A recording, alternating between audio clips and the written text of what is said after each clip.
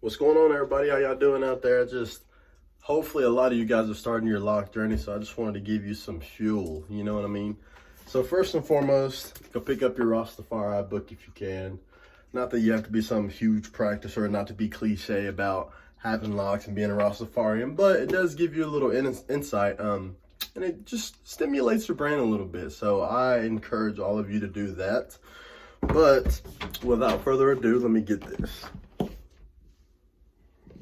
I'll talk about my locks, I guess. I started my locks with a simple towel, going, what is this?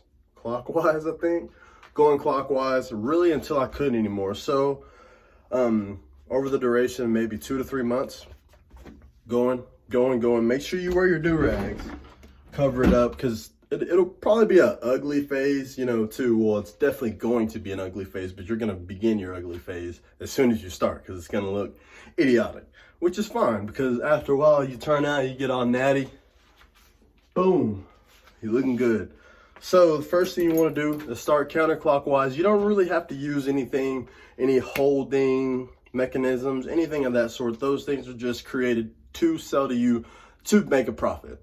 So meaning you don't need to use it. You can do everything that you need to do to get your locks the way you want them with your hands, water, covering them up, and washing them. And that's a big misconception that people have. You do need to wash your locks. Wash them as often as you can.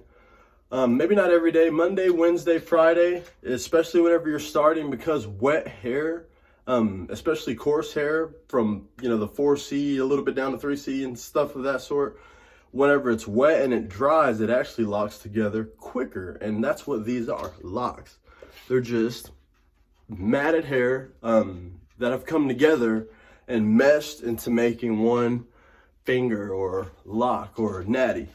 But that being said, whenever you're starting them washing, make sure you get yourself a small stocking cap, put it on, and you want to apply a little bit of shampoo and just squeeze. You don't want to run it through, because whenever it's not necessarily all the way locked in yet and it's still in your baby dread phase, you can pull them out or you can interrupt their process. So whenever you're washing, make sure you cover it up. Go in, squeeze, make sure you rinse, make sure it's clean. You don't want it to be itchy and gross. Clean hair locks faster. And after a certain while, I did mine semi-freeform. So after this, couldn't get through to my roots anymore, I haven't done anything to it. And I'll show you guys. I really like the way I did it, because no one's hair can be like mine. And that's dope. It fits my personality. I'm a little wild. But as you can see, the left side of my head's got all the wicks. You can see where I started them individually.